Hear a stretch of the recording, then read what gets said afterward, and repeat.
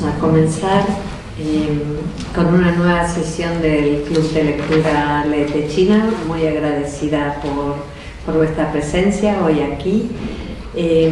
Bueno, tengo el placer de presentaros hoy al profesor Carles Prado Fons.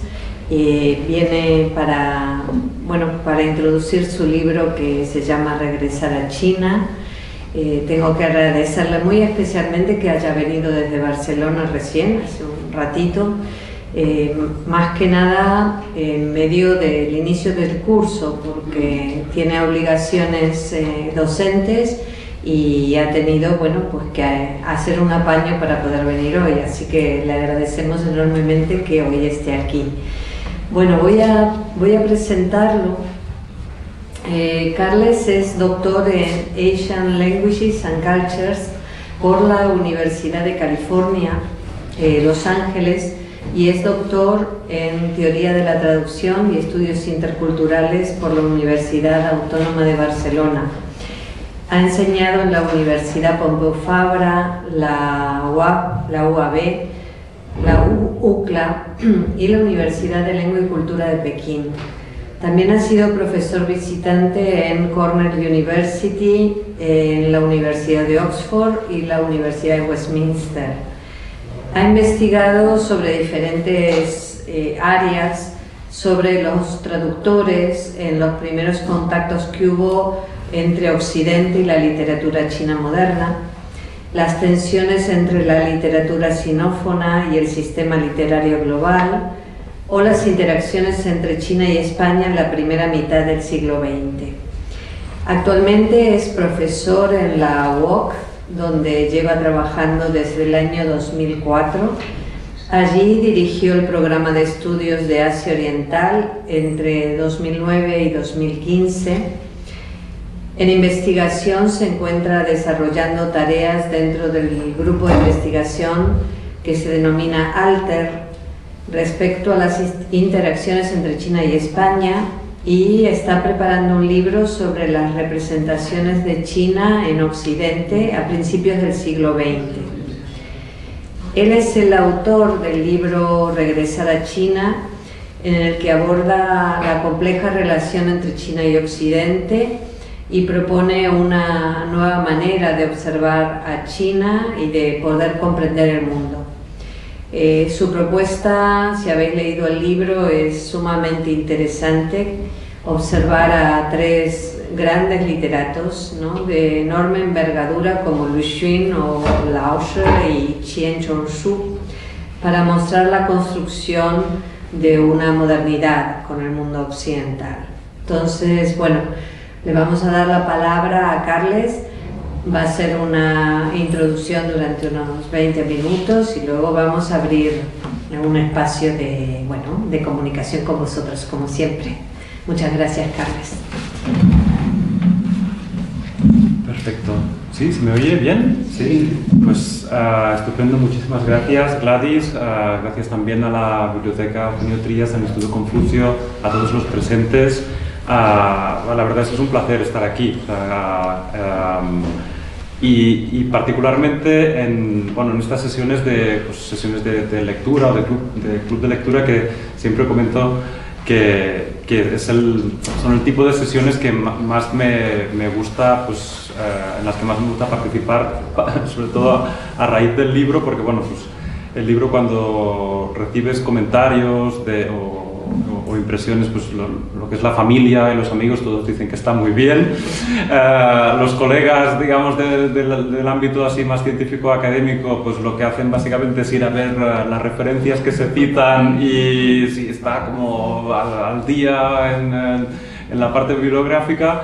Y los estudiantes, alguno habrá que se lo lea o lea alguna parte, pero donde realmente me gusta participar es en sesiones donde haya público lector que o haya leído el libro o quizás se lo pueda leer más adelante, y donde hay una sensibilidad literaria, ¿no? y por los libros. O sea que placer absoluto de estar hoy aquí.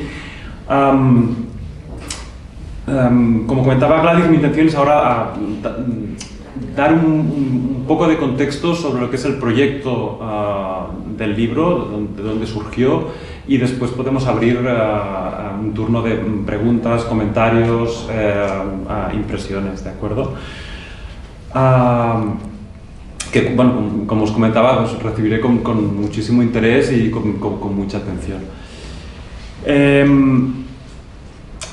Hay dos ideas o dos preocupaciones, digamos, de fondo que fueron que originaron este libro. Fue un libro, un proyecto en el que trabajé muchos años, pero estuve trabajando en este tema, yo diría casi más de 15 años, unos 20 años, más o menos 17 o algo así. Y entonces estas dos cuestiones eran cuestiones que me iban, pues, iba pensando sobre ellas, y son las siguientes. La primera es un fenómeno, yo diría, social o histórico que se dio en China, y es el de estos jóvenes estudiantes, la mayoría de ellos, pero también jóvenes que eran trabajadores y que marcharon al extranjero a estudiar a principios del siglo XX, finales del XIX y primeros del siglo XX. Esto es curioso porque cuando empecé a estudiar chino, en las primeras lecciones utilizábamos el Practical Chinese Reader. Y en las primeras lecciones o unidades donde pues, se enseñaba, pues, hola, me llamo tal, o, ¿no? Y los protagonistas de aquellos diálogos tan básicos eran dos estudiantes japoneses que estaban estudiando en China. Y allí, quizás, no sé si era la primera lección o en la segunda, aparecía esto que en chino es un concepto que es liu xue, que es estudiar en el extranjero, o residir en el extranjero y permanecer allí estudiando generalmente.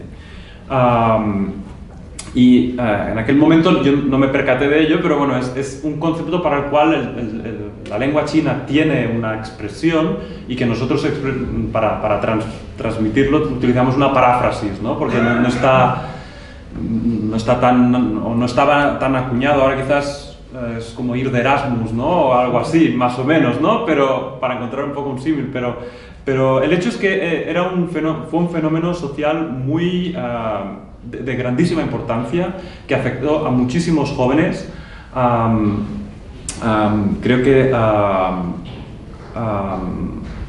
el cálculo aproximado es difícil de calcular con precisión, pero en la primera mitad del siglo XX fueron unos 150.000 jóvenes chinos que fueron a estudiar mayoritariamente a Japón, Inglaterra, Francia, Alemania y Estados Unidos. Entonces, bueno, cuando encontré por primera vez este concepto, pues no me percaté demasiado de su potencia, ¿no? De su alcance. Pero bueno, después cuando, de hecho, quien estaba estudiando en el extranjero era yo mismo, pues vi que era un fenómeno muy importante, fue un fenómeno muy importante en la historia de China,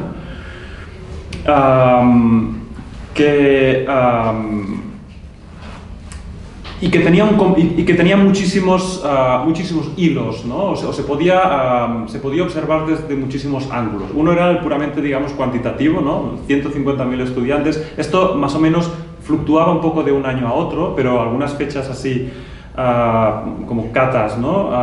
Que fui encontrando, pues, por ejemplo, en 1905, en ese año, en Japón había 10.000 estudiantes más o menos censados, ¿no? 10.000 estudiantes chinos en Japón en 1905. Después en 1911, por ejemplo, eran 1.400, pero en 1914 volvió a 5.000, ¿no? O sea, fue un flujo bastante constante a lo largo de estas primeras décadas de siglo XX. Por lo tanto, un hilo, digamos, un aspecto a valorar es el puramente, digamos, estadístico, cuantitativo, que afecta a un volumen de jóvenes importante. Pero después otro ángulo es, digamos, las historias personales de estos jóvenes y las condiciones en las que ellos, bueno, pues vivieron esta experiencia, ¿no? En aquel tiempo, bueno, hoy en día todo el mundo tiene algún conocido que ha ido a un joven que ha ido de Erasmus, o incluso a China o Japón, Y esto está, pues ya no está no hay tanta mitología, ¿no? Pues los jóvenes van a estudiar y se pueden conectar cada 2x3 o regresan con vuelos baratos, están dos o 3 meses, vuelven a casa, se vuelven a ir. Claro, en aquellos tiempos eran estancias que realmente marcaban la vida y toda una trayectoria, ¿no? Por ejemplo, pues Lu Xun creo que estuvo 7 años en Japón, dentro de los cuales creo que regresó a casa solo una vez, me parece. Lao Tzu me parece que estuvo 4 años en Londres y 2 en Estados Unidos, Shin Jong-su 3 en Europa, no había internet, no había... Entonces, si nos ponemos un poco en la piel de estos chicos, de estas chicas que también había, vemos digamos, la potencia de esa experiencia vital, ¿no?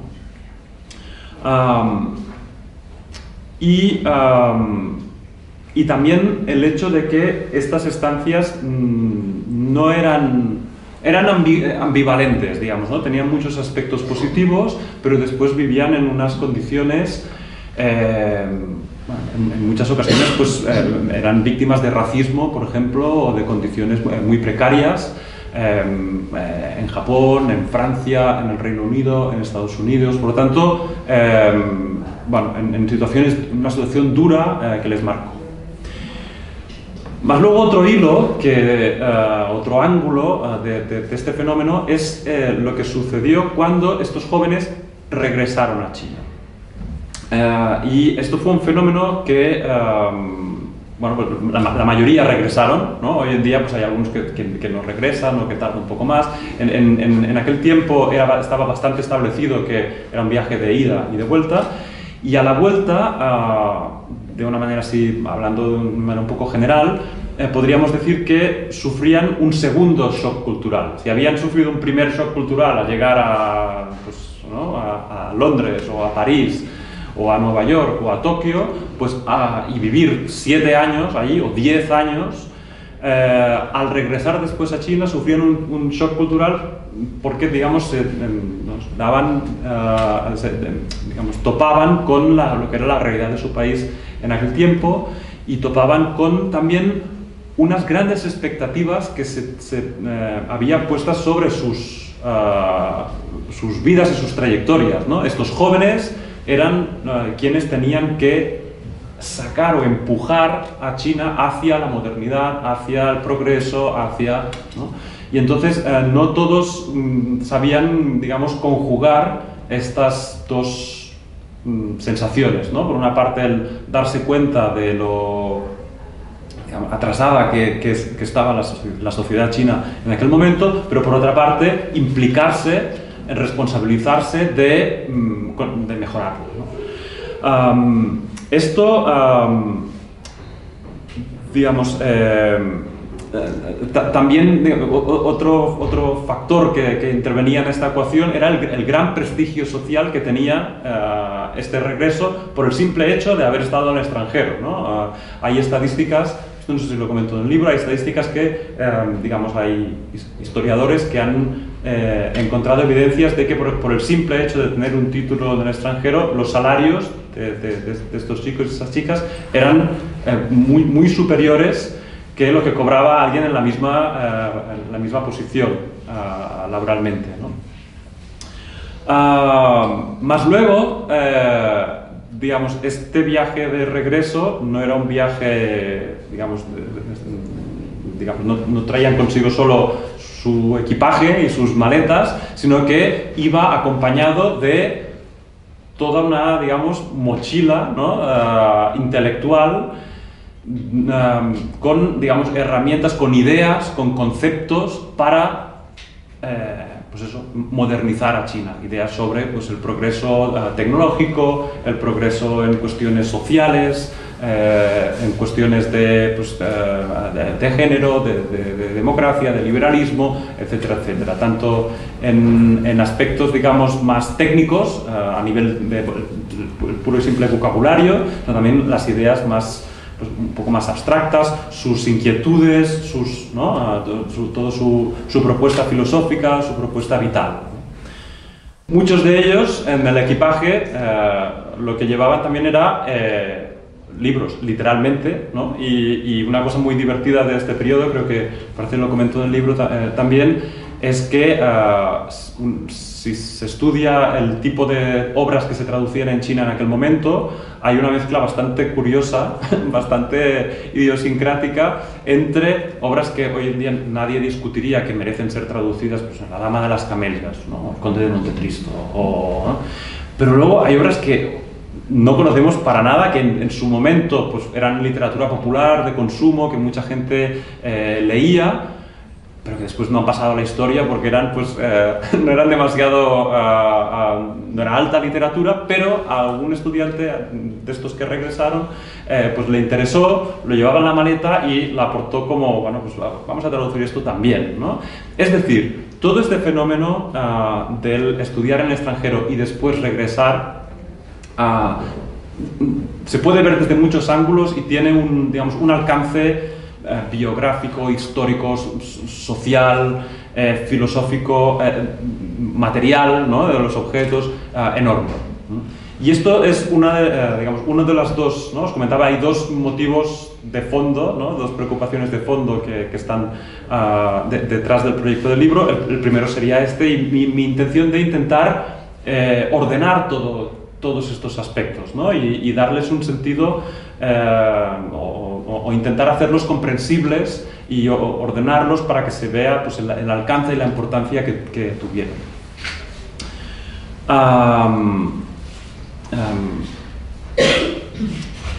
También dentro de esta misma preocupación, o de este primer factor, está el hecho de que los principales autores de la literatura china moderna formaron parte de este contingente.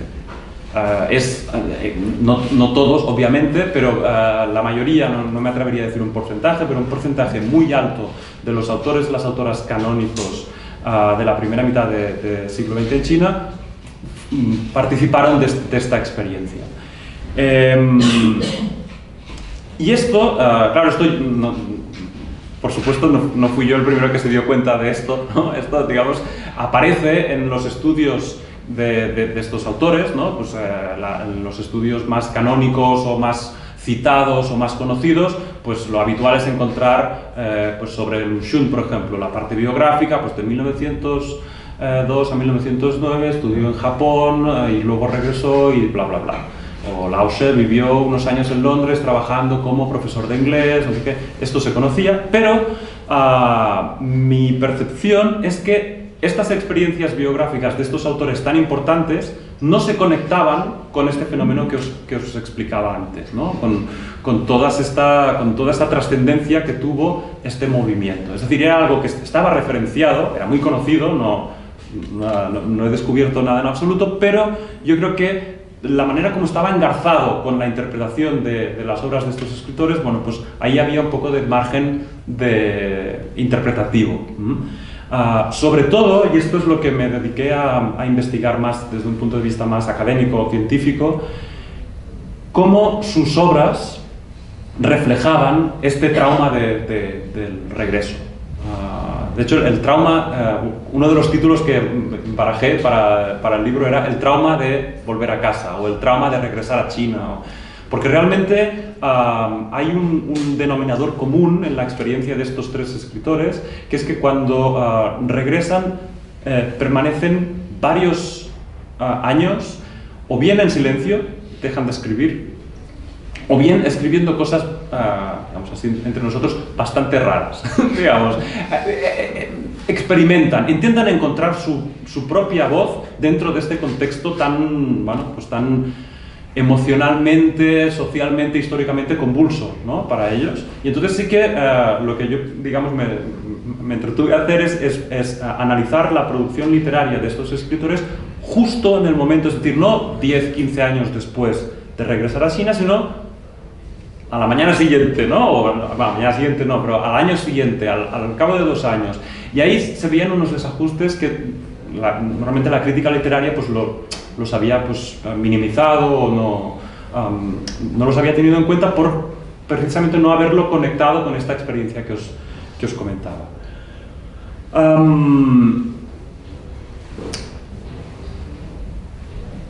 Entonces, bueno, un poco este primer factor es uno de los dos factores que están en el origen del libro, ver el fenómeno del regreso de estos jóvenes y de cómo los grandes escritores chinos también formaron parte de este fenómeno. Estos escritores también, me gusta comentar, son primeras espadas. Es decir, aquí quizás a nosotros pues, no nos suenan mucho, pero son escritores de un calibre, no sé, es como si estuviéramos hablando de no sé, Ortega y Gasset, Federico García Lorca y no sé, Pío Baroja, o bueno, este nivel no son escritores minoritarios, sino son el top del canon en China. Entonces, todo lo que compartieron, todo lo que más o menos pude identificar que se podía relacionar con este contexto del regreso a China es un primer factor, una primera preocupación que puse en el libro.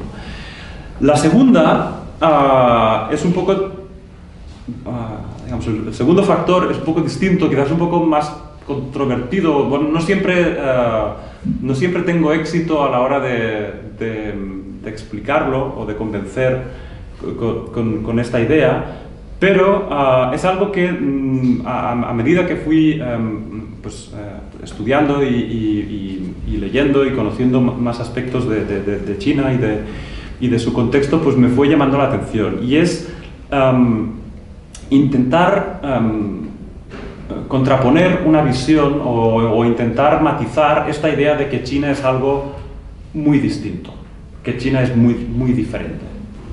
Entonces, no siempre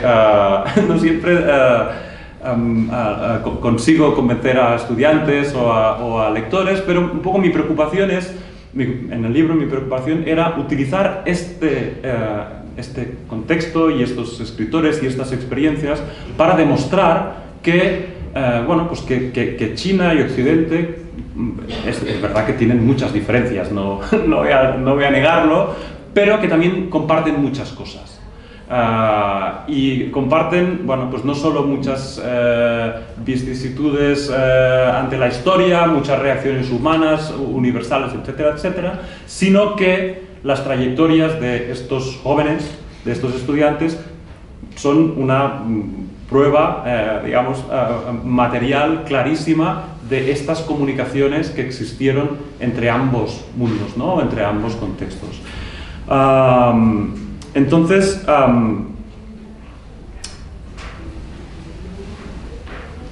digamos, y aquí esto es algo que en el mundo de los estudios chinos, de los estudios de Asia Oriental, de la sinología, bueno, pues suele existir esta tensión entre pues, describir o plantear este mundo como algo muy esencialista y especial y singular,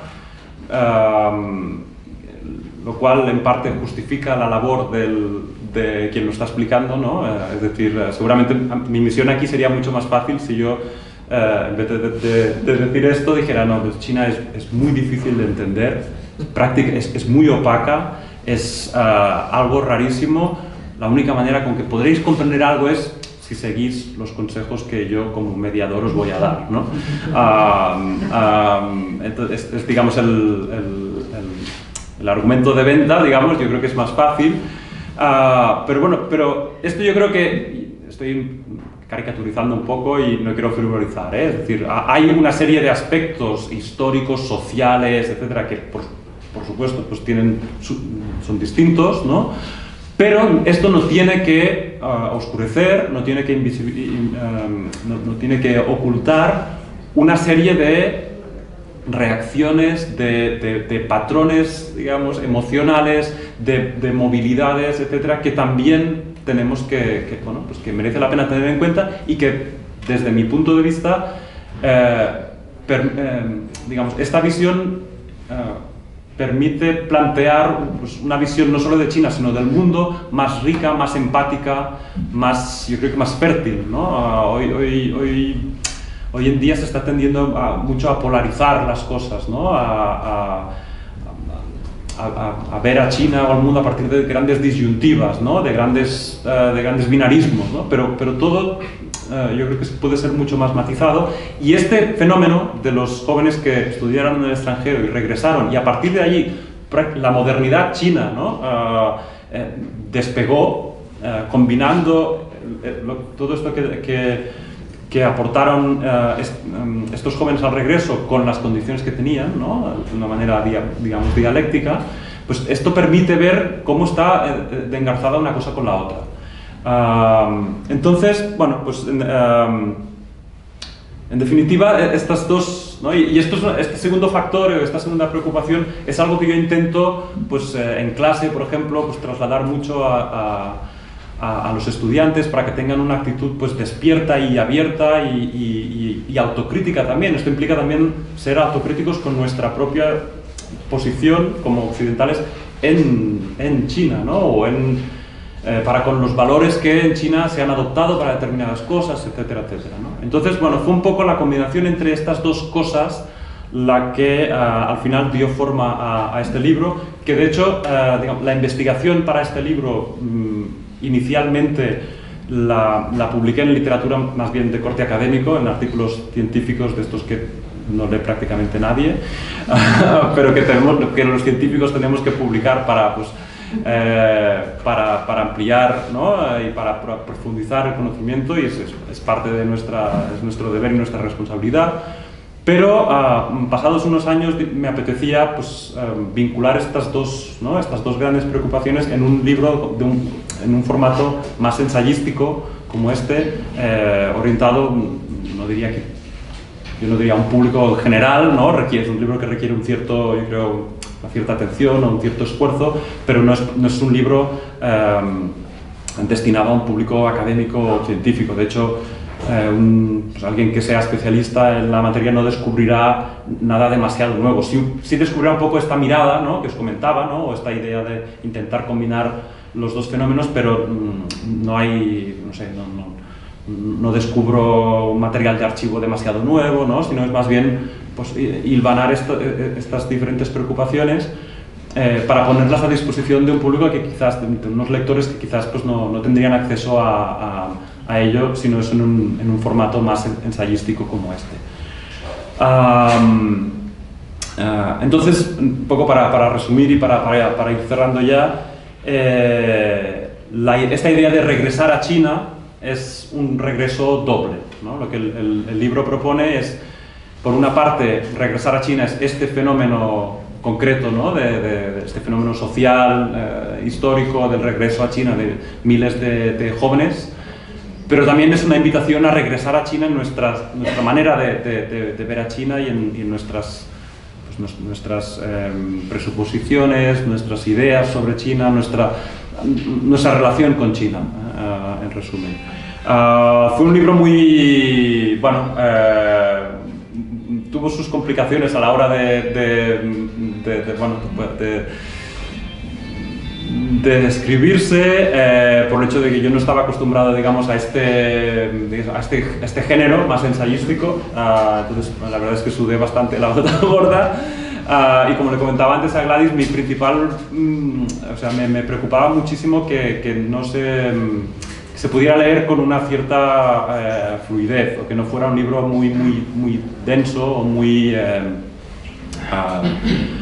digamos, que todas estas muchísimas cosas que yo quería contar que no se amontonaran, digamos, ¿no? Y que estuvieran más o menos bien distribuidas, que fueran comprensibles, y bueno, y que no, digamos, que no abrumara con un exceso de referencias, de citas, etcétera, y que pues transmitiera, pues, estas preocupaciones, en el fondo esta pasión por querer contar todas estas cosas. Y bueno, salió publicado justo antes de la pandemia, o sea, unos meses antes, y desde entonces, pues, lo he ido acompañando con algunas charlas, algunas conferencias, y bueno, sinceramente lo que me interesa más es, bueno, pues, recibir opiniones o preguntas o preocupaciones, discrepancias también se admiten, o sea que con esto más o menos sí, podemos seguir comentando si hay algún aspecto, pero esto sería un poco el trasfondo de regresar a China. Y a partir de aquí, pues te doy la palabra a Carles. Genial, muchísimas gracias a Carles por la introducción. Si os parece, abrimos ya las preguntas o las impresiones del libro. A ver quién rompe el hielo. Yo tenía dos preguntas. No he leído, perdona, no he podido terminar el libro, no he leído el último autor, pero me ha llamado muchísimo la atención el primer señor que no conoce la lengua occidental. Vale, tú dices que te ayudan, pero mi pregunta es que te ayuda a alguien que sabe qué idioma. Eso no sé si lo dices en el libro o yo no me he enterado. Sí, bueno, él utilizaba, sí, él, para los que no hayan leído para los que no hayan leído el libro, el primer capítulo, digamos, es un capítulo un poco trampa, porque, digamos, hablo de tres autores, pero luego, digamos, hay un capítulo previo donde analizo la figura de este traductor, se llama Lin Shu, que me permite analizar un poco el contexto de partida, ¿no? Y todo lo que es el final del imperio y cómo era el contexto cultural del momento, para ver realmente el impacto que tuvieron estos tres jóvenes cuando regresaron ya a principios del siglo XX. Entonces, este señor es muy conocido. Lin Shu es un traductor magnífico, es también de gran calibre y súper apreciado. Pero bueno, tiene la particularidad de que él es el gran traductor de literatura occidental al chino a finales del 19, principios del 20, pero no sabía ninguna otra lengua que fuera el chino. Entonces trabajaba con otra persona, pero no siempre era la misma. Entonces sabían distintos idiomas. Sí. Bueno, claro, él tenía diferentes colaboradores. Y de hecho empezó un poco por casualidad, pero digamos así entre nosotros montó un negocio. Y entonces era porque además esto, digamos la expresión es exacta, montó un negocio porque esto, digamos, se combina con toda la dinámica del nacimiento de lo que es la prensa moderna en China, ¿no? Las imprentas, los periódicos, y entonces pues creó una empresa en la cual él tenía distintos colaboradores con quien, bueno, pues como ahora estamos Gladys y yo aquí, ¿no? Entonces ella pues tiene un libro, por ejemplo, El Quijote, ¿no? Y ella me va traduciendo El Quijote del español al chino, me cuenta a mí, ¿no? Yo soy Lin Shu, me cuenta, bueno, este párrafo dice tal. Entonces Lin Shu tenía el arte de convertir eso en una lengua extraordinaria para la época, una lengua premoderna, pero de gran belleza y muy ornamentada y muy apreciada. Y entonces, bueno, pues con Gladys hacía el castellano, ¿no? El español, pero luego tenía otro colega que hacía el inglés, y por eso entonces tú miras la lista de traducciones de este señor y hay pues no sé cuántos idiomas traducidos, claro, desde la perspectiva de hoy en día, de la fidelidad, bueno, ponen los pelos de punta, ¿no?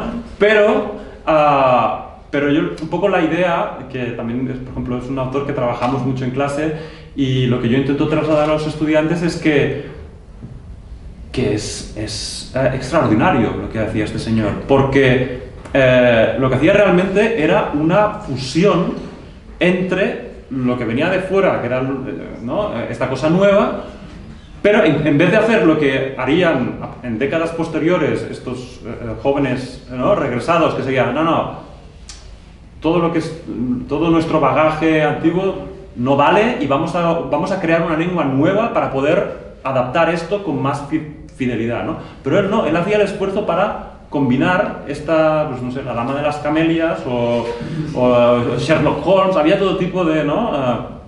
Para combinarlo con una lengua de corte clásico muy apreciada, muy valorada, y entonces la idea aquí es que, bueno, pues sí, quizás desde nuestro punto de vista actual no sería lo más fiel al original, digamos, pero tiene un mérito tremendo, ¿no? Un mérito a nivel pues, conceptual, ¿no?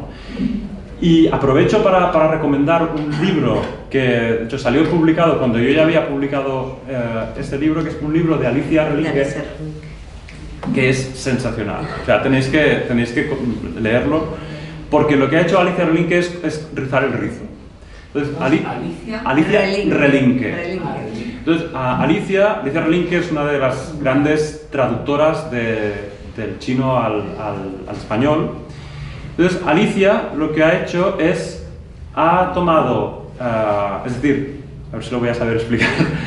Lin Shu tradujo El Quijote, una versión del Quijote que no es una versión directa, sino creo que es una versión traducida al inglés de varias fuentes, ¿vale? Entonces, Alicia ha tomado esta versión en chino y la ha traducido otra vez al español.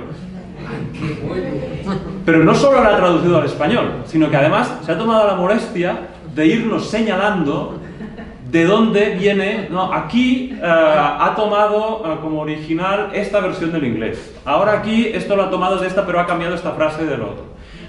Es una virguería, o sea, como traducción y como trabajo, digamos, divulgativo, es una virguería. Y el título, ahora no lo recuerdo, pero es la... No lo recuerdo. Pero bueno, no sé. Sí, como Alicia Relinque. Sí, Alicia Relinque, El Quijote, y salió publicado creo hace un par de años o algo así. Sí. Y entonces es sensacional porque ves todo este juego, ¿no? de fusión. Además, también es muy interesante el hecho de que, bueno, es la traducción del Quijote, pero no es una traducción directa, sino que viene de otras versiones, cada una también con sus idiosincrasias y... bueno, es un libro espectacular, o sea, que también muy recomendado y viene también a dar visibilidad a esta figura de este gran traductor. No, la otra pregunta en realidad no es para usted, sino para ella. Yo, claro, he visto los tres autores y digo, ay, pues voy a buscar para leérmelos después si hay algo en bibliotecas. Solo he encontrado un libro de cada uno. Solo uno de cada uno. Pues es así. Bueno, de Lu Xun contar historias. Sí, tienen varias traducciones, ¿no? pero no son autores. Bueno, por ejemplo, ahora comentábamos del tercer autor, Chen Zhongshu, su gran novela, hay quien diría que es la gran novela de la literatura china moderna, La fortaleza asediada, tradujo Taciana Fisac. Ahora se han hecho 2 ediciones, Anagrama ha publicado 2 ediciones y está agotado ahora mismo, la segunda edición está agotada. Sí hay algunas, al final del libro menciono algunas ediciones en castellano, pero no es fácil encontrarlas en bibliotecas. Esto también es curioso, por ejemplo, compararlo con el caso de la literatura rusa, por ejemplo, que... o japonesa, para no ir tan lejos, pero pensaba en la literatura rusa porque es una literatura que empezó a llegar, bueno, un poco antes, ¿no? Pero llegó de una manera mucho más sistematizada, mucho más organizada, y entonces pasó a integrarse en el canon, ¿no? por muchos motivos, y entonces es mucho más accesible, Y la literatura japonesa, yo creo que llegó antes, llegó con más... bueno, ¿no? Hay más autores traducidos, más disponibles, más público lector. En el caso de la literatura china ha sido pues, una traducción aquí, otra allá, y a veces pues, no es fácil encontrar, es cierto que no es fácil encontrar estas traducciones. Lu Xun, por ejemplo, es el padre de la literatura china moderna, es una eminencia, digamos, puede gustar más o menos, pero es indiscutible que es una referencia ineludible. Y pues hay algunas ediciones de Diario de un Loco, hay algunos ensayos traducidos aquí y allá, Contar Nuevo de Historias Viejas, traducido por Laureano Ramírez, pero no ha habido una apuesta editorial, digamos, sólida, ¿no? O fuerte para, digamos, canonizar esto editorialmente. Pero en chino sí es fácil, ¿no? Sí. No, lo digo porque como también hemos leído que muchas cosas las publicaban en revistas, digo, a ver si es que no han podido recopilar. No, o sea, estos autores en chino están canonizadísimos. O sea, Lu Xun hay departamentos universitarios que solo estudian a Lu Xun, ¿no? Digamos. Entonces, una cosa es que en su tiempo el género literario más habitual y más prestigioso era el relato corto. Se escribían pocas novelas, o si se escribían novelas eran básicamente novelas para ser publicadas en revistas o en periódicos, con lo cual pasa un poco pues no sé, algunas novelas a lo mejor pues La Isla del Tesoro, estas novelas que también eran para ser publicadas de este tipo. Entonces, argumentalmente, o sea, el argumento tiene como, si las analizamos como si fueran una novela de estas serias, son muy desiguales, ¿no? Digamos, la trama está como muy esparcida y no tiene... Pero esto es debido a que pues tenían que publicar pues cada semana o cada 15 días, y entonces si tenían un cierto éxito, después salían como libro. A veces publicaban en revistas y la revista cerraba o se llevaban el manuscrito a otra parte. Entonces, esto pasa con las novelas. Los relatos cortos, pues pasaba lo mismo, iban publicando y después, si tenían un cierto éxito, publicaban en formato libro. Hoy en día esto está resuelto y, o sea, está resuelto. Hoy en día hay libros y están súper disponibles y, bueno, incluso en internet. O sea, sí, sí. Digamos, no, el problema es nuestro aquí en traducción, ¿no? Completamente. Sí, sí. Incluso en Francia, por ejemplo, en Inglaterra o en Francia, son autores muy traducidos y son, yo diría, bastante... me atrevería a decir, si vas a una librería buena, pues en París, o suele haber algún ejemplar, yo diría. Pues muy bien. ¿Alguien más? Primero allí y luego aquí. Pues enhorabuena por el libro. A mí me ha gustado mucho. Me ha gustado mucho por lo siguiente. Primero, por la estructura. La estructura que contrapone, por ejemplo, un ecosistema en extinción, como se llama, y habla de una forma concisa de un tema que puede ser muy largo, con una ligereza y una sensación de aprendimiento rápido que me ha gustado mucho. Porque acto seguido, y después de que cualquier persona ajena a todo este complicadísimo sistema que ha regido la intelectualidad del funcionariado chino durante tiempo, pasamos a otro apartado que se llama extraños en su propia casa.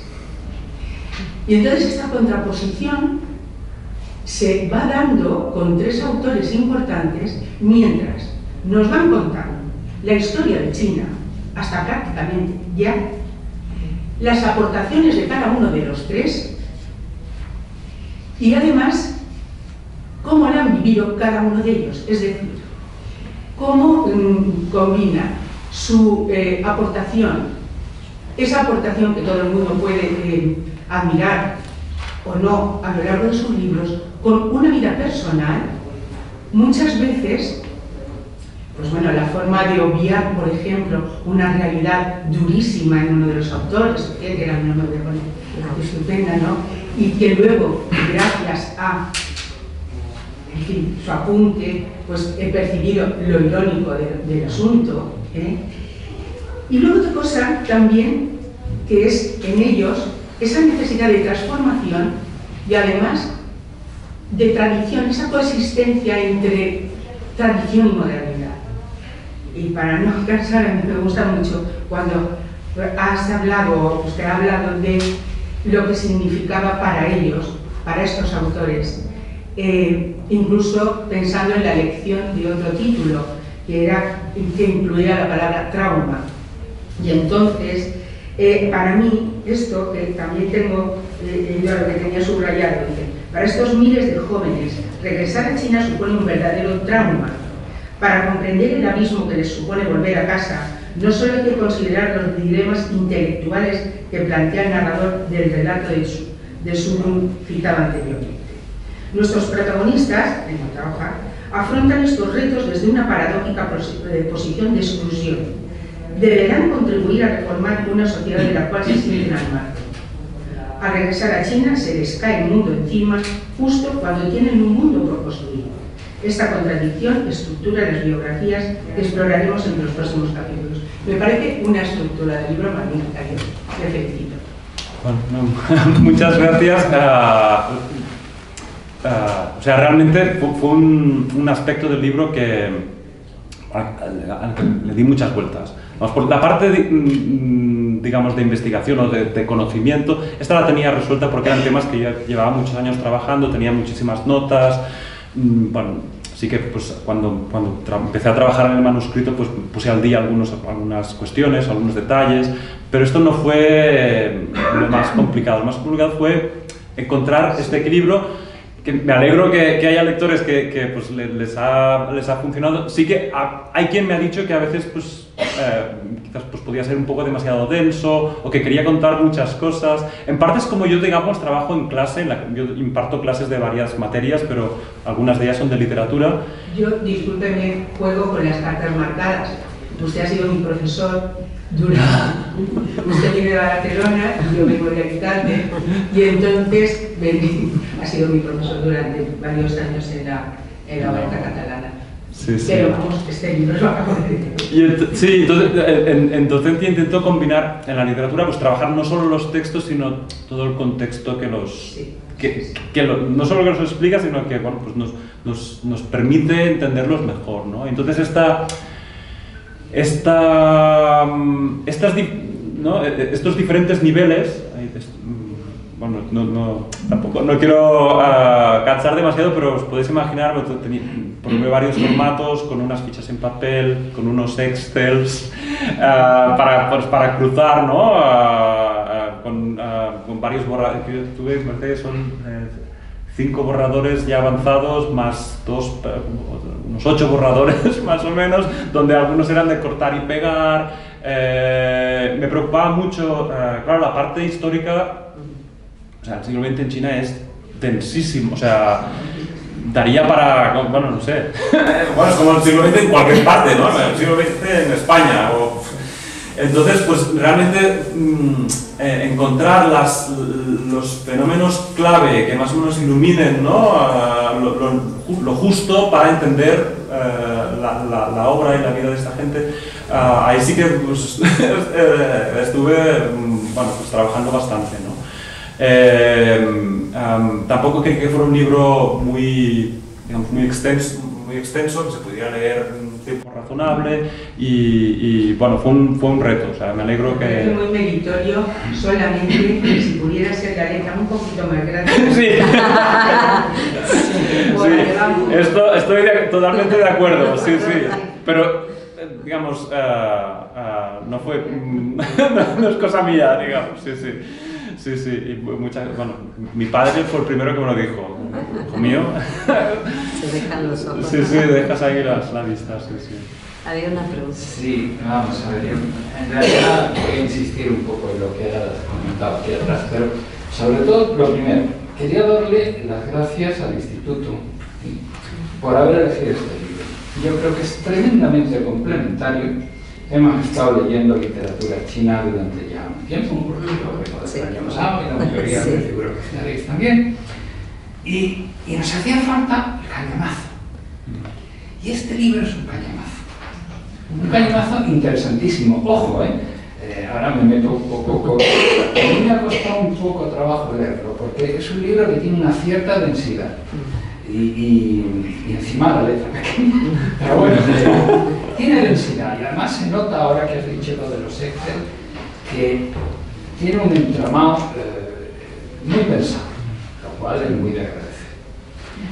Pero aunque nos vayamos al principio, a mí el capítulo este introductorio sobre el tal Lin Shu, o como se pronuncie, a mí me ha fascinado. Me ha fascinado porque vosotros que habláis chino, me gustaría que me transmitierais, es un poco lo que habéis dicho de la relinque, ¿qué se experimenta cuando uno lee, por ejemplo, a Dickens, retraducido de esta forma tan extraña? Yo me he estado acordando ahora de algunos casos españoles que, a ver, sobre todo tú que tienes que ver con la traducción, igual ahora me das me he acordado de Rafael Cansino Haséns y también un poco de Torrente Ballester. Te explico por qué. Yo ahora últimamente estoy más metido con Rilke y me entero, a lo mejor estoy descubriendo el Mediterráneo, que Cansino, Torrente, que yo creo que no sabía alemán. Torrente sí dio clases en Estados Unidos, o sea, en inglés se manejaba bien, yo creo que en francés también, pero alemán no sabía. Y sin embargo tradujo a Rilke. Yo me quedo con la boca abierta, ¿no? Y luego, Cansinas. Cansinas, bueno, ya sabemos todos que Borges lo tenía como una especie de Cansinas, era un bicho muy raro, pero muy raro, ¿no? Pero yo no me acabo de creer que fuese capaz, como decía él, de haber traducido Las Mil y una Noches, por un lado, del árabe y del ruso a Dostoyevsky, que según él dijo, lo había hecho. Entonces, claro, a mí me da la impresión que el mundo este de los traductores es muy especial y que a lo mejor lo que el Inshu hizo hacia el año 70 del siglo XIX allí, lo hacen muchos.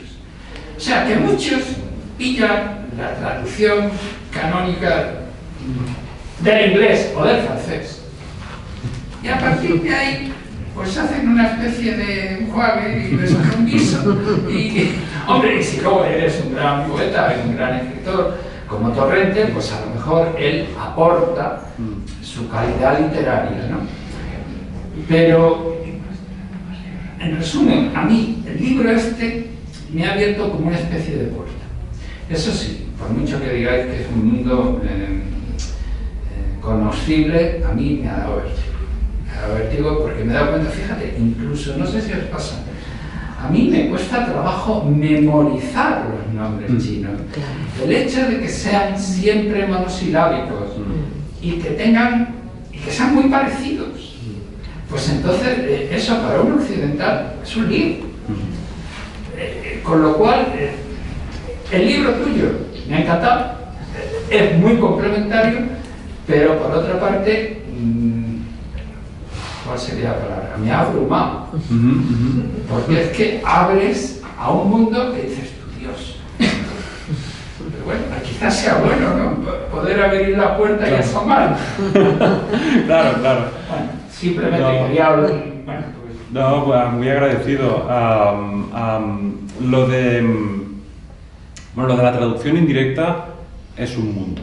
Y de hecho, en el siguiente proyecto, que es el siguiente libro en el que he estado trabajando, básicamente analizo representaciones o traducciones de China en España sobre todo, y la traducción directa hasta, digamos, nuestra percepción de que la traducción tiene que ser directa y tiene que ser fiel, esto es algo relativamente reciente. Incluso cosas como el plagio, ¿no? Por ejemplo, esto era bastante habitual en diplomáticos, sobre todo diplomáticos españoles que viajaban a China pues a finales del siglo XIX. Era muy habitual que escribieran sus impresiones, sus memorias de viaje, y era también muy habitual que hicieran corta y pega de libros de otros diplomáticos en francés o en inglés, o algunas veces era como un corta y pega más descarado, algunas veces había algunos retoques, pero esto no era percibido como algo, era normal, todo el mundo lo hacía, era natural y era muy conocido, e incluso he encontrado, por ejemplo, un caso de Emilia Pardo Bazán. Tiene una de estas riñas, de estas controversias que en una correspondencia, ¿no? No recuerdo en qué revista o en qué periódico, que alguien le echaba en cara que, tiene un par de cuentos como de temática china, y había un crítico que la acusaba de que era un plagio de no sé qué autor francés. Y entonces ella le contestaba y le decía, no es que me haya plagiado de un autor francés, sino que este autor francés se lo ha sacado de no sé dónde y esto está en el diccionario Larousse y lo podemos consultar todos. Y con lo cual, yo creo que es una anécdota que ilustra el hecho de que todo el mundo, ¿no? Estas referencias, estas cosas indirectas, ¿no? Era algo muy habitual, lo cual no quiere decir que la gente no se percatara, todo el mundo lo sabía, pero estaba más o menos asumido, ¿no? claro, esto, digamos, en épocas ya más recientes, pues ha ido cambiando, e incluso en el propio fenómeno de la traducción, ahora ya ha dejado de ser bastante... hasta hace poco aún era relativamente habitual, o más que habitual, era bastante... Sí, a menudo encontrabas traducciones de literatura china al español o al catalán indirectas. Es decir, el traductor o la traductora no traducía desde el original chino, sino desde alguna versión previa francesa o inglesa, generalmente. Y esto, bueno, se ha denunciado bastante desde pues, los traductores pues, académicos, y ahora, bueno, siguen existiendo algunas, pero yo creo que ha disminuido bastante,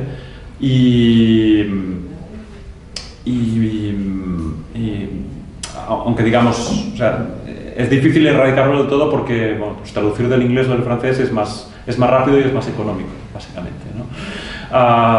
Pero sí es cierto que bueno, que esto ha ido disminuyendo porque hoy en día tenemos esta sensibilidad o esta preocupación de que sea una traducción directa, sin mediación de otras lenguas, etcétera, etcétera. Y luego sobre lo de los nombres, es cierto. Es decir, tampoco quiero engañar a nadie y intentar, digamos, sostener la idea de que todo, ¿no? Que China y nosotros somos iguales. Existen estas diferencias, hay diferencias, bueno, pues en la escritura, ¿no? En los nombres, pero bueno, esta idea de que nos puede parecer muy raro, pero si te lo cuentan lo puedes llegar a comprender, ¿no? Es un poco lo que yo quería proponer en el libro, ¿no? De que, bueno, pues... Está conseguido. Muy bien. ¿Así?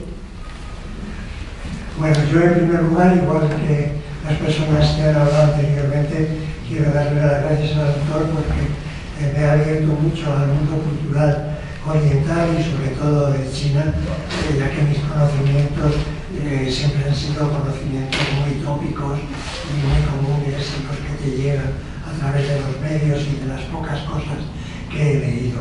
Entonces, pues muchas gracias en primer lugar por el libro, al autor y a las personas que nos han posibilitado este encuentro aquí.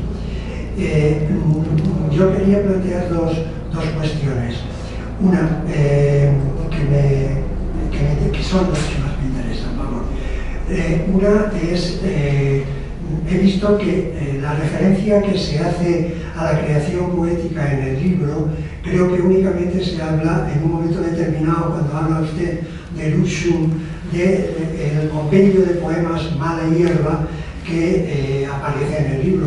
Luego después me han faltado unas cuantas páginas por leerme, pero no he conseguido leérmelo entero y no he visto otras referencias en el ámbito de lo poético.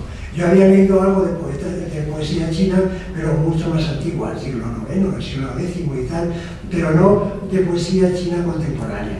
No sé si es porque ha habido menos interés por parte de estas personas que se han dedicado a lo literario en China y por tanto ha habido menos producción poética que de pequeños relatos, gran relato, ensayo, etc.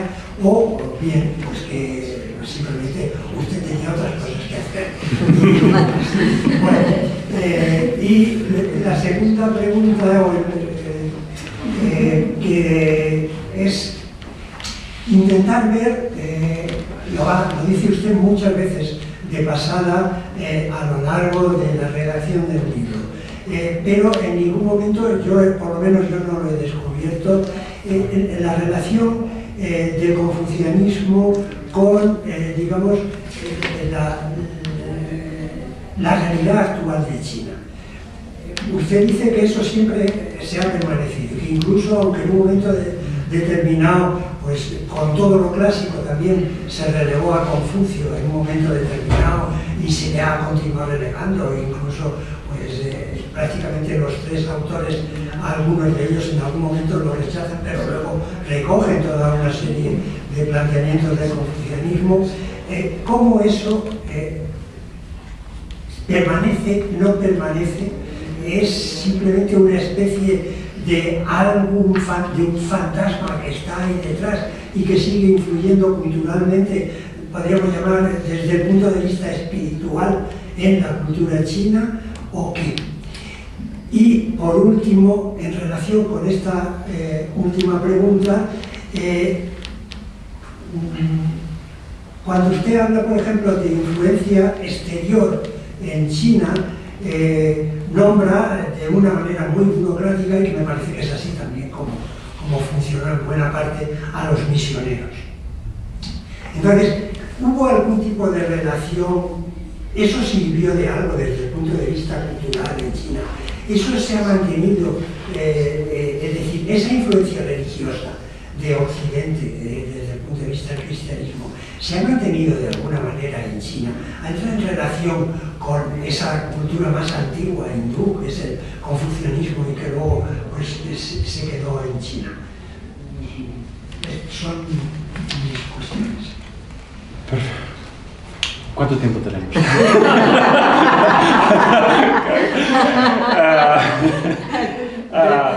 Brevemente, vale. A ver, no, porque son preguntas súper pertinentes y voy a intentar, haré lo que pueda. La primera es la más fácil, lo de la poesía, mea culpa. Digamos, la poesía es un género riquísimo en China, o sea, y no solo la poesía clásica, tradicional, sino en el siglo XX, y hay poetas extraordinarios que también fueron a estudiar al extranjero, que tradujeron a, no sé, Lorca, por ejemplo. Aquí en la sala tenemos a alguien que puede hablar de esto con propiedad. Lorca fue fue traducido y muy influente, por ejemplo, en China, en los círculos poéticos. Estos escritores, Lu Xun escribía poesía, Chen Zhongshu escribía poesía, había círculos poéticos.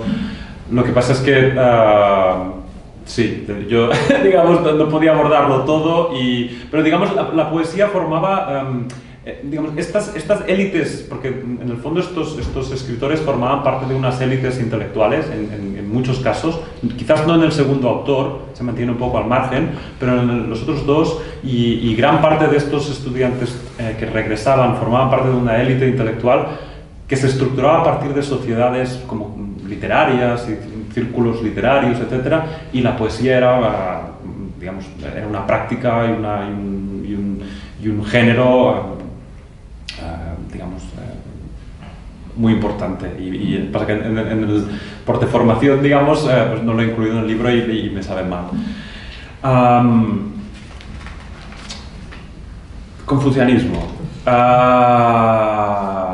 No sé, igual Gladys me puedes echar una mano, pero yo doy un poco mi opinión, a ver, en 3 o 4 rasgos.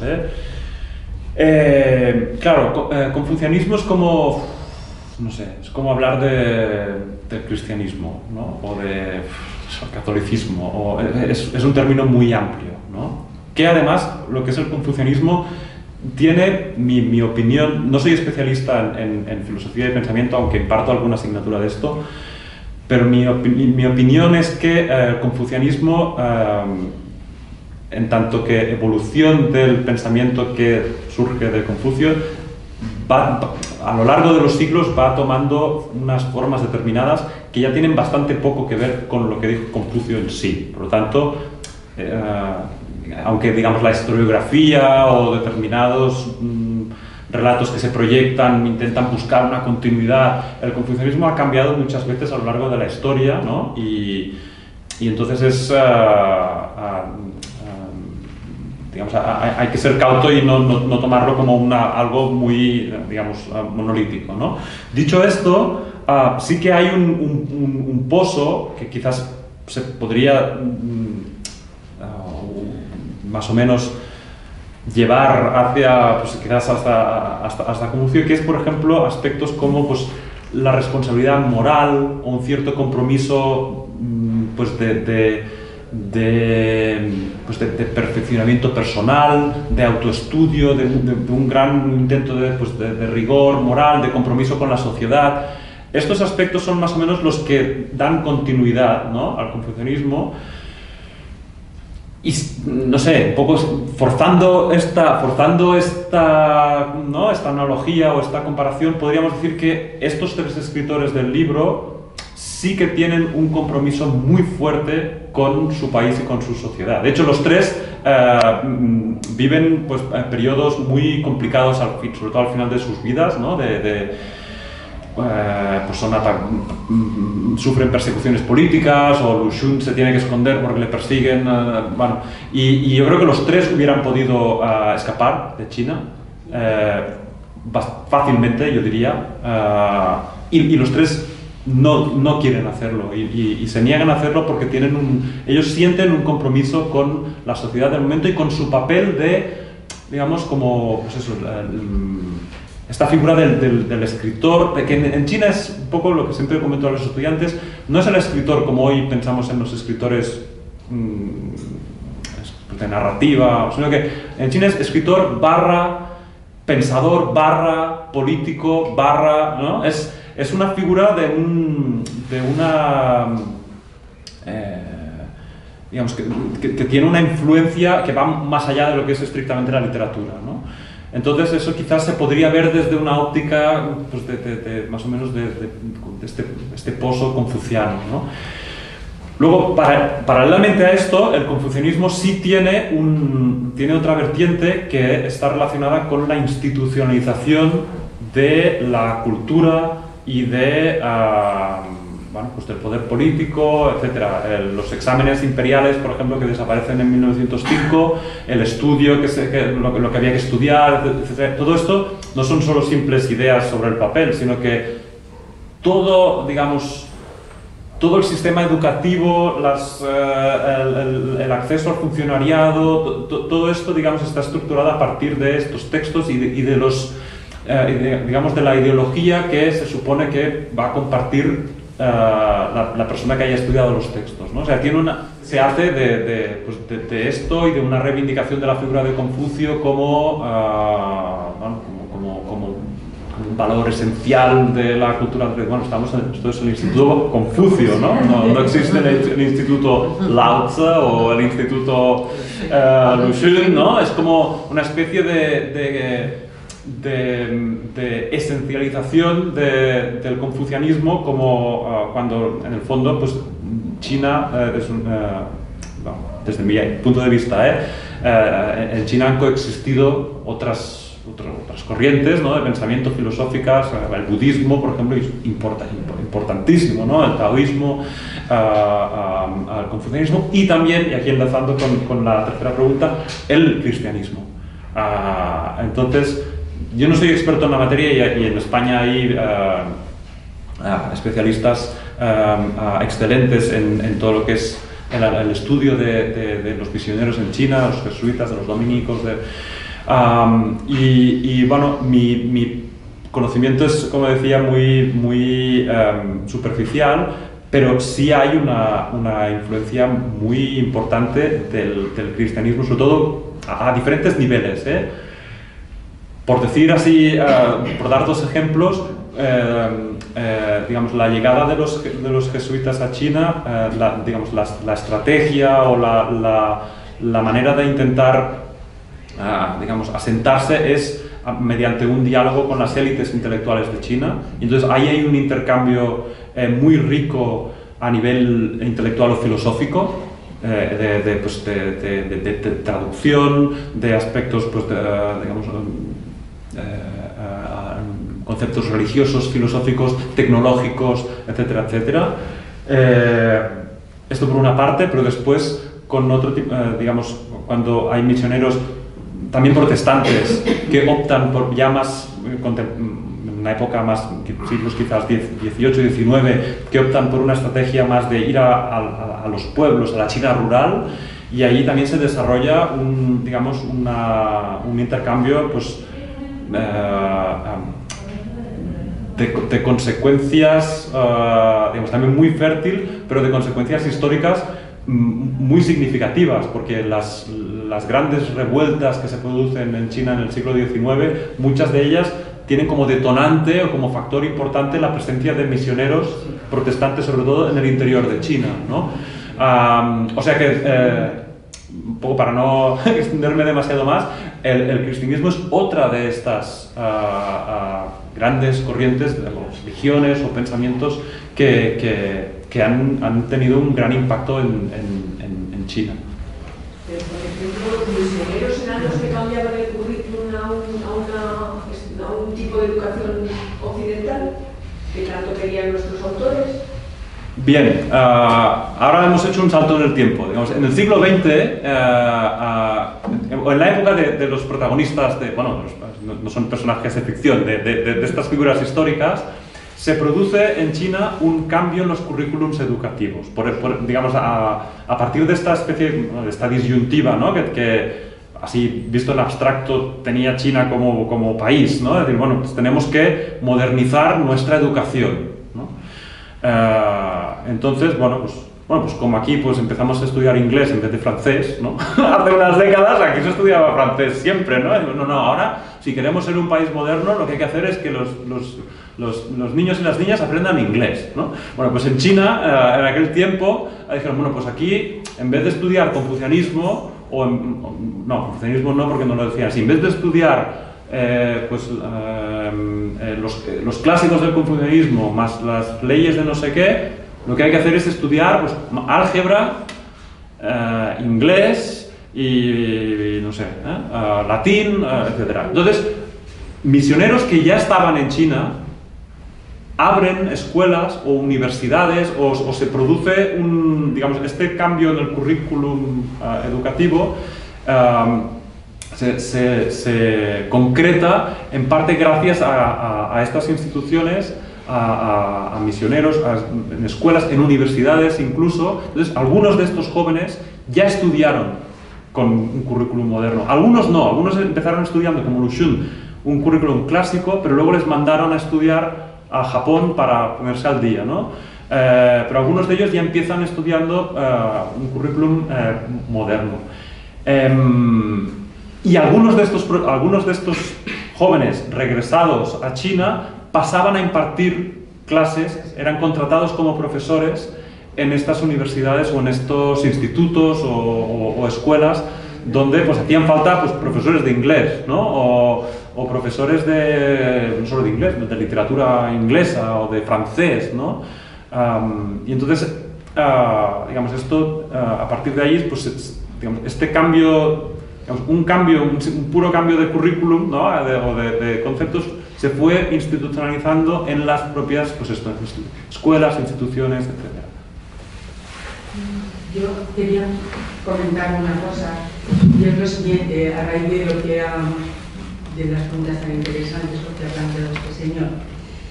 Cuando hablamos de Confucio y de la persistencia de valores confucianos, yo creo que aquí en un primer apartado habla de un ecosistema en extinción. Ese ecosistema en extinción era lo que ha representado Confucio, el sistema de valores que representó Confucio.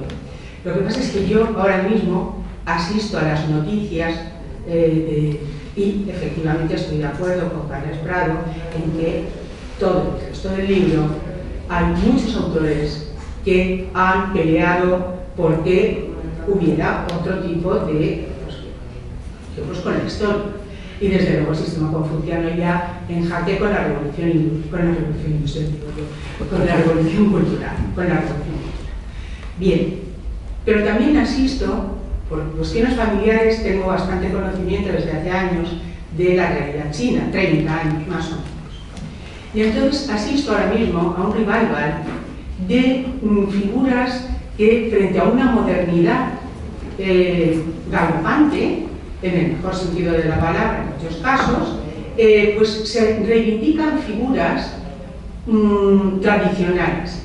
Es así como, y es muy posible que me equivoque, pero en fin, se vuelve otra vez a citar a Mao e incluso a reivindicarlo mediante gadgets, mediante libros, mediante, en fin, toda una serie de cosas cuyos valores habían periclitado después de lo de la banda de los cuatro y vuelve ahora mismo.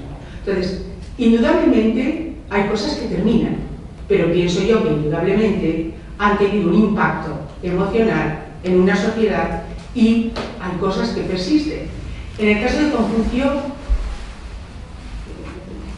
resisto más a, vuelvo a decir, cuando hablaba de las tradiciones familiares, del culto a tal, cualquiera de ustedes que sin duda conoce lo que supuso la revolución cultural, pues digo que la fragmentación en ese aspecto fue tremenda.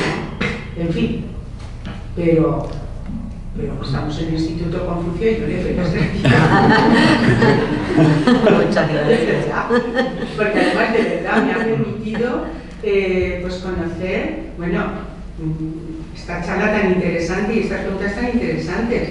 Alicia Revín, que yo, vamos, pues las he leído y encima me he enterado de lo último que ha hecho. O sea que no puedo por menos estar agradecida. Así que aunque no tenga nada que ver con Confucio, pero con el Instituto Confucio, pues sí. Genial, muchas gracias. Gracias. Bueno, ha salido aquí un poco muy ligeramente Mao Zedong y también se habla un poco de poesía. Desde su punto de vista, por cambiar un poco del tema de Confucio, que bueno, tiene mucha tela, como se dice. ¿Cuál es su opinión sobre la poesía de Mao Zedong? Su opinión personal, si la puede decir.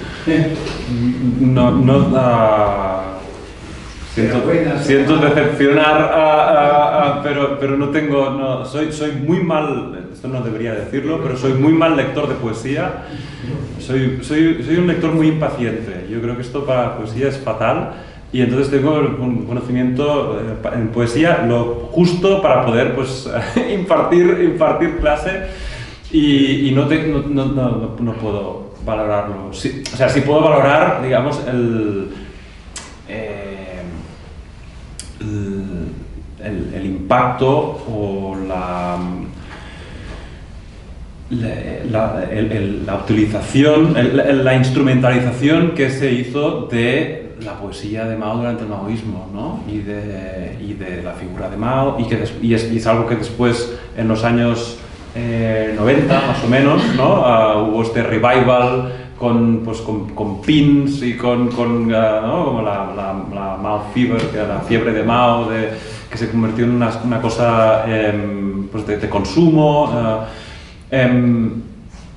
Pero no digamos, dar una opinión experta sobre su poesía no la puedo dar. Sí que lo que un poco para relacionarlo con el libro, sí que me parece interesante el hecho de que la valoración de Mao y el maoísmo, por el hecho de que algunos de estos autores como Lu Xun fueron utilizados por el maoísmo y fueron puestos en el mismo saco, hizo que muchos lectores los menospreciaran, digamos, y que autores, digamos, a raíz del impacto no solo de la poesía de Mao, de su ideario, de su política, digamos, como arrastró, ¿no? Fue como una especie de tornado que engulló a toda una producción literaria, parte de la cual sí que era ciertamente pues, propagandista y de una calidad cuestionable, pero otra no era así, con el caso de Lu Xun, que es un autor, digamos, que se sostiene por sí mismo, y creo que me parece que en el libro cuento la anécdota de Yu Hua, un escritor que seguramente hemos visto, sí. habéis visto. Tiene un libro, ¿qué libro leíste? Vivir. Vale. Vivir. Tiene otro libro que quizás lo habéis leído, siempre lo recomiendo, China en 10 palabras. Sí. No aquí, no lo trabajamos aquí. Súper recomendable porque lo que hace Yu Hua, que tiene una lucidez y una finura y una... bueno, intenta describir a China en 10 palabras. Y una de estas 10 palabras es Lu Xun, uno de los autores que yo trato. Y cuenta una anécdota muy divertida, que un poco viene al hilo de esta observación sobre Mao y la poesía de Mao. Y él cuenta que Lu Xun, cuando Yu Hua, que además, ojalá lo podáis traer algún día, sí, porque es un tipo muy cachondo. Es muy divertido, ¿sabe? Es un gran contador, de hecho lo ves como narrador, es un gran contador de historias. Y esto lo ves cuando da una charla y si se pone así un poco en plan narrador. Y entonces cuenta en el libro cómo cuando él empezó a escribir, él trabajaba de dentista, ¿no? Y entonces decidió cambiarse a ser escritor porque veía que los del edificio, en las oficinas donde trabajaban los escritores, siempre llegaban más tarde y no tenía que madrugar tanto. Entonces esto es un poco la leyenda urbana que él mismo ha fomentado. Entonces dice que cuando empezó en esta oficina, era una oficina antigua y en el suelo había ediciones de Mao Zedong, pues, no sé, de Lenin y de Lu Xun también. Estas ediciones además describe muy bien el tipo de páginas, de estas páginas de impresas súper finas y que estaban amontonadas en el suelo, nadie les hacía ni caso y que tropezaba con ellas y pensaba, qué lata Lu Xun que además nos lo enseñan, lo tuvo que aprender en el colegio. Y entonces, digamos, él, es esto que comentaba de este torbellino, ¿no? este tornado que engulló la valoración crítica de autores como Lu Xun. Entonces, un día cuenta que le llamó un amigo que era director de cine o guionista y que quería adaptar al cine un cuento de Lu Xun y le pidió opinión. Entonces Yuhua se leyó ese cuento de Lu Xun desde una óptica moderna, de bueno, vamos a ver de esto cómo podemos convertirlo en una película, ¿no? Y entonces ahí quedó fascinado. Dijo, bueno, pero esto no es el autor, digamos, maoísta, caduco, que yo, ¿no? Ideológicamente marcado, sino que esto tiene un valor literario. Y entonces dice que a la mañana siguiente fue otra vez primero fue un día a pedir los relatos cortos de Lu Xun, lo leyó, quedó fascinado y a la mañana siguiente fue a comprarse su obra completa y la leyó toda. Y yo creo que ilustra un poco lo que comentaba de la influencia que ha tenido el maoísmo sobre la literatura, digamos, circundante, ¿no? Entonces, bueno, he escapado de la pregunta de esta manera. No hay espías aquí. Claro, no, confieso que sí, tengo margen de mejora como lector de poesía, digamos. Muy bien, ¿alguien más quiere? Bueno, yo tengo un agradecimiento y una queja, digamos. A mí me parece su libro densísimo.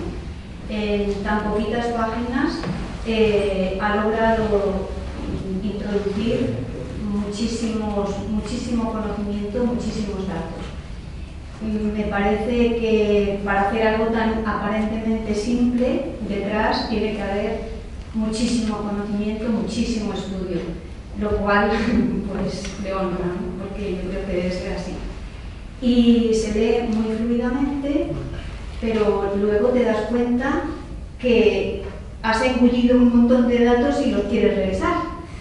Entonces, mi queja sería, yo no tenía el libro en propiedad, por tanto no podía subrayar ni nada de esto, que para mí es bastante importante. Y entonces, pues me fui a quererlo comprar, y mi queja es, no está. Entonces, no está. ¿No está en librería? No, bueno, Qué raro. pues yo he entrado en librerías y he entrado a ver, no estará, bueno, lo quiero encargar. No, está descatalogado, dicen ellos. Sí. No, descatalogado seguro que no está, pero ya agotado creo que tampoco. Pero puede ser, no sé las cosas como están, digamos, aquí, por ejemplo, en Barcelona me consta que hay un problema bastante serio en distribución de libros, en la impresión, el papel, la distribución. Han cambiado muchos canales de distribución y aquí es probable que sea debido a... El problema de distribución. De distribución. Yo he ido a casa de libro para quererlo. Sí, pero bueno, Ven a está bien. buscar un ejemplar, Susana, al instituto. Ven a buscar un ejemplar. Tengo de allí, pero ¿cómo iba a allá? Bueno, vemos cómo lo arreglamos para que te lo puedas quedar, ¿vale? Pero bueno, yo cuando he venido parecía que la intención era no abrumar, hacer de todo este periodo tan denso algo que al lector le cupiera, digamos, ¿no? Intelectualmente, y en ese sentido yo personalmente puedo corroborar que sí ha sido así. Entonces me ha gustado muchísimo, me ha dado mucha información, unas la tienes, otras, pero lo que me gustaba era que individualmente tratado cada escritor le poníamos en su contexto histórico, que además se tenía que engranar con otros, con los demás, y eso ayuda mucho. Creo que es un libro muy bien estructurado, y para llegar a tal hay mucho trabajo. Bueno, pues muchas gracias. Sí, sí. Bueno, comentaba antes lo de la estructura. De hecho, una cosa que no he dicho es que estuve pensando bastante en encontrar a 3 escritores que más o menos que los pudiera poner uno al lado de otro y me diera para cubrir un poco el siglo XX, que era lo que... y entonces, bueno, estuve haciendo algunas probaturas y elegí estos 3. Y sí es cierto que el capítulo inicial, el del traductor, Jin Shu, ese no lo tenía previsto. Y me quedaba como muy, bueno, no sé, como muy, en los primeros borradores no lo tenía, y quedaba como muy, con un acceso como muy directo, ¿no? al material, y entonces en cambio sí que es un tema, es un traductor, y es un periodo que de hecho en clase sí cubrimos, y entonces después fue cuando pensé que estructuralmente funcionaba bien como preámbulo, ¿no? Yo creo que es un acierto el que le y sí, un contraste. te metes. Sí, y de hecho no deja también de reflejar lo que es una realidad en lo que es ahora mismo, bueno, ahora mismo no, en las últimas décadas los estudios literarios especializados en China, en lo que es la literatura china moderna y contemporánea, han ido tendiendo a incorporar este periodo de finales de 19 y primeras décadas del 20, porque antes, digamos, la literatura china moderna se empezaba a estudiar con Lu Xun. Es decir, todo esto que hemos contado ya se seguía un poco la propia historiografía china, que consideraba esto como feudal y arcaico, y no veía una riqueza, ¿no? una sutileza, y entonces se tendía, o sea, el libro empezaría sin esto. Pero en las últimas décadas ha habido un movimiento, sí, diría los últimos quizá 20 años, o sea, es relativamente reciente, y se ha ido incorporando este siglo XIX tan interesante, y que permite matizar mucho las cosas, y entonces entender mejor lo que viene después, ¿no? Y fue hasta bastante avanzado ya en los borradores que decidí añadir esta parte, que además es bastante divertida, o sea, lo que sea un traductor que traduce sin saber esto, ¿no? Y bueno, es bastante, bueno, yo por ejemplo, los estudiantes, y eso suele tener mucha gracia, y además te hace pensar en muchas cosas, ¿no? De cuando traducimos, o sea, es una figura que no solo es importante y representativa, sino que también pues tiene gancho, ¿no? Sí. Bueno, muy bien. Vamos a ir cerrando, más que nada porque siempre nos echan de la biblioteca cuando cerramos. Vamos a cerrar con un poco de antelación. Bueno, únicamente comentaros, la siguiente sesión es el 19 de diciembre, lunes, que está previsto que venga la profesora Tatiana Fisac, que es colega y compañera en la Universidad Autónoma de Madrid. Tatiana ha traducido a Chien Chong-su la obra a la cual se refiere Carles, La fortaleza asediada. La dificultad es que hoy he recibido un mensaje, veíamos disponibilidad de ejemplares y me dicen que está agotado. Entonces, bueno, Tatiana ha traducido a otros autores, a Yen Liang-he, y también ha traducido unos cuentos muy cortitos de autores que han venido a España, vinieron a España, hicieron un viaje y luego escribieron sobre España. Entonces vamos a ver cuál elegimos. Siento no poderos decir cuál será el libro, pero bueno, pronto lo vamos a tener disponible en la biblioteca y en el instituto. Bueno, y agradecer enormemente a Carles. Creo que muchos de vosotros comentasteis lo que yo sentí también, que era un un hilo en esta narración que era fantástico para, bueno, quienes conocemos China, esa manera de engarzar lo histórico con la biografía personal, con lo que la historiografía ha creado de ellos, ¿no? Es magnífico. Entonces, bueno, es un trabajo fantástico.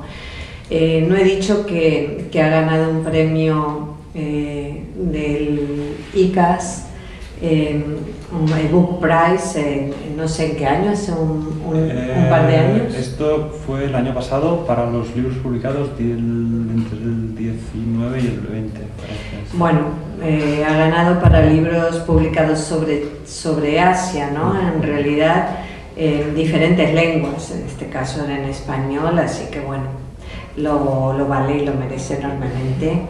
Y muy agradecida por haberte tenido aquí. Y bueno, os esperamos siguiendo con el Club de Lectura Léete China. Bueno, gracias.